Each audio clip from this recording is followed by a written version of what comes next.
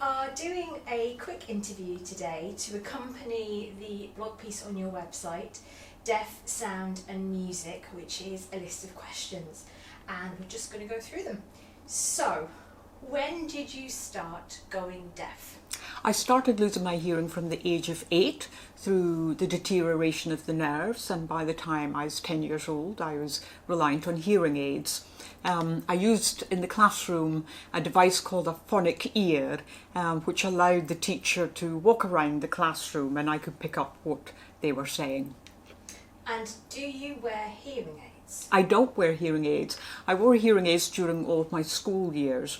And what I found was that the hearing aids boosted sound, which of course I needed, but when I was playing music, it would actually really distort sounds, and you had this almost like wall of sound, and you couldn't distinguish the layers or the textures and things like that.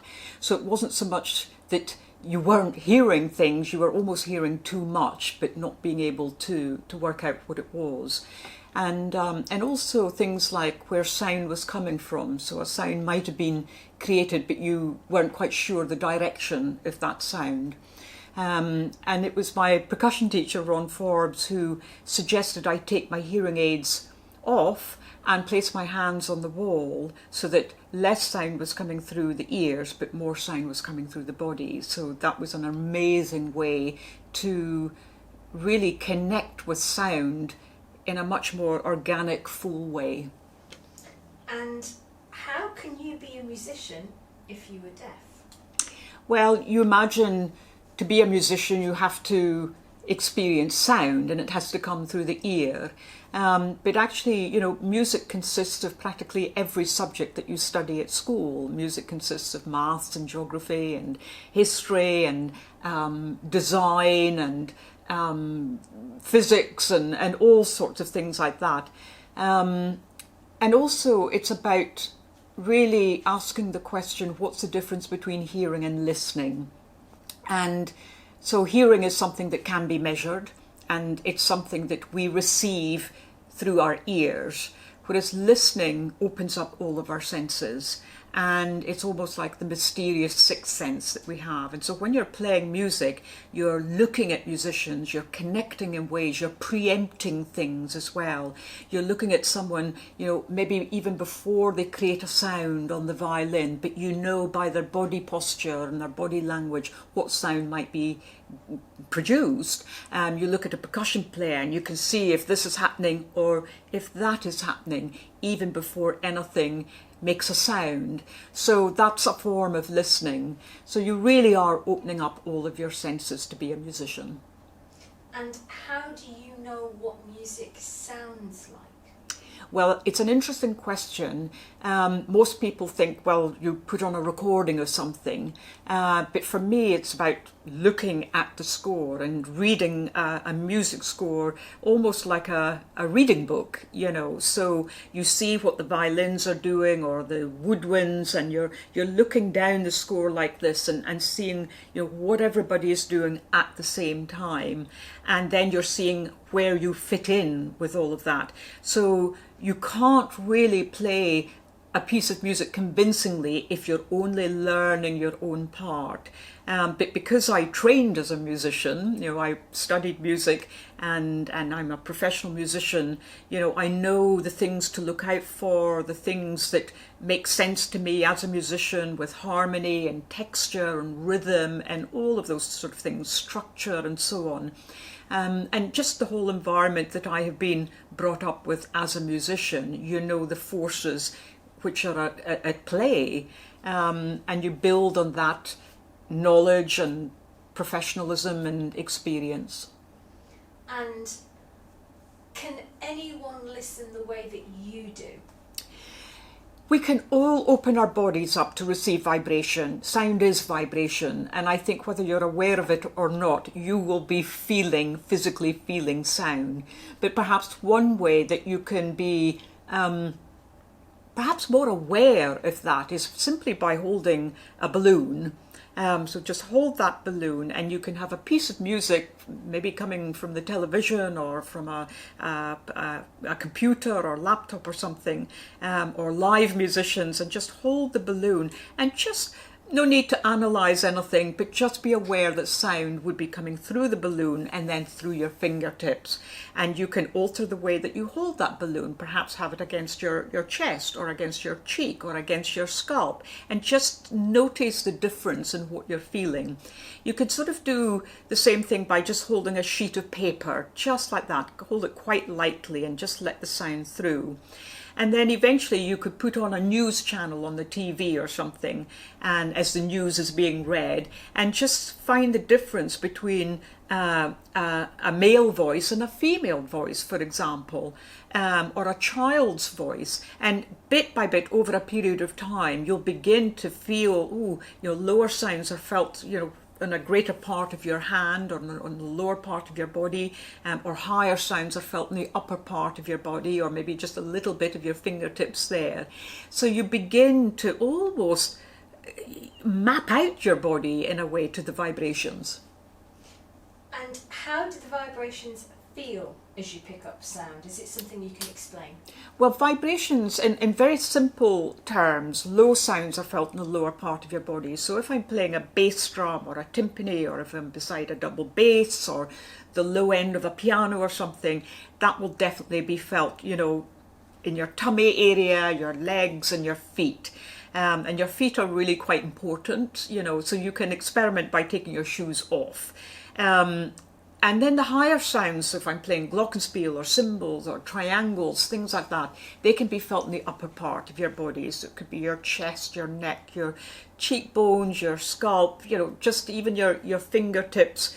And it's amazing how receptive the body is, So you can just sort of spend your day where you're really thinking to yourself, right, my body today is going to be like a huge ear. So if I'm in a busy street, for example, and vehicles are going by, can I sense where I'm feeling those vehicles? Or what's the difference between a lorry going by as opposed to maybe a motorbike or a scooter, or a small car, or whatever it might be.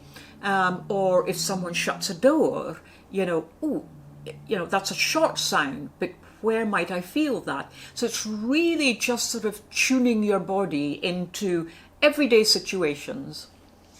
And how did you get into music? At any point did you feel you would give up this passion because of the difficulty of not hearing? Well, during all of my school days, I was very much encouraged and had the opportunity to learn musical instruments and to play in the school orchestras and bands and so on. And a very high percentage of the school pupils played instruments, were participating in music. And likewise, a high percentage of the staff also played. So, I went to schools whereby, they opened up every opportunity possible for the kids, and everybody belonged to all of the departments of the school. So it would be a shame if a school had pupils who were deaf and thought, oh, they don't belong to the music department, or it would be a shame if someone was in a wheelchair and the school thought they don't belong to the sporting department. That was not the case at school. Everything was possible and all children belonged to all departments. So when you're growing up in that landscape, you're growing up in a can-do, I can do this, really positive mindset. And I'm very grateful for that, and I think it had a huge impact moving forward. Do you think you would have had the same career as a musician if you'd not lost your hearing? It's impossible for me to say. I think that, the career of being a musician is not hostage to hearing. A career in music is about listening. And indeed, a career in anything that you do is about listening. So really, I think that also, I would say that there's the realization, again, no matter what you decide to do, is listening to that inner voice, and give that inner voice real time and space, reflect on what you're saying to yourself, because that's really powerful. And whichever profession you choose, in my case it was music, you know that there's going to be ups and downs. You know, nothing is rosy forever. You know, there are going to be these peaks and troughs. So you know you're also going to have to work very hard. And that applies to all professions, you know. But if you want to do something, and if you're curious towards something, you will work at that. You will, you know, find a way to give yourself that sense of purpose. And with that comes choice, really. With that comes opportunity. And that's what you want to build for yourself. Did your hearing loss give you an added impetus and determination to be a musician? Might you have ended up with a so-called proper job if things had been different? I think that the determination and the work ethic was there regardless. I think I would be pretty focused and determined regardless of the situation, really. Again, it's sort of breaking out of the situation whereby you feel you need to prove something, or you need to work extra hard. You work extra hard regardless of your situation. And as long as there's a sense of purpose and that sense of curiosity, almost like the why, then you will deal with all the hows, I guess. So I don't want my journey to be so focused on deafness. My journey has a bigger story, as it were. You know, you listen to the individual. Deafness is part of that individual, in the same way that I'm 5'2". I have these size of hands to work with, you know, or this length of arm, and this is my engine, and I need to make sure that everything is working well together in order to do what I do. So that's how I feel. When playing in a group, how heavily do you rely on the written score to play along with the other musicians? And are you aware if someone else makes a mistake? Well, certainly if I'm playing with other instruments and it's a written down piece of music, I will learn that piece from the full score. So I'll make sure I know what all the other musicians are doing, so that I will learn the piece first of all, and then the body will interact with the instruments and with the other musicians. Do I know if someone makes a boo-boo? Sometimes I do, and sometimes I don't. You know, sometimes it can be through their own body language that gives something away, or it can be that something just feels not quite right. And what is a mistake? You know, sometimes mistakes are happy accidents. Sometimes think, "Ooh, that was interesting," and then you change something. So music isn't about right or wrong, you know, all of the time. It is about that expression and that sense of communication and emotion and so on. And that in a way overrides any kind of boo-boo. How do you manage to improvise along with other musicians, and how do you cope with duets if that's different? Yes, I mean, improvisation, I do find it more difficult improvising when it's to do with pitch or harmony. That's quite difficult to pick up immediately. Whereas if I'm improvising with other people and I'm creating more of a soundscape, atmosphere, that type of thing, then that's a lot easier for me to deal with. So you're not really having to think about pitches in quite the same way, or harmonic structures and things. But again, it's where you place yourself on stage so that you can see each other, but also the chemistry that you have between people. You know, it's really important to know that sometimes you can bring two incredible musicians together and somehow it just doesn't work. You know, why doesn't it work? And it's not because, you know, neither of them can play their instrument or know about music or whatever. You know, they can be extraordinary, but just together it somehow may not work.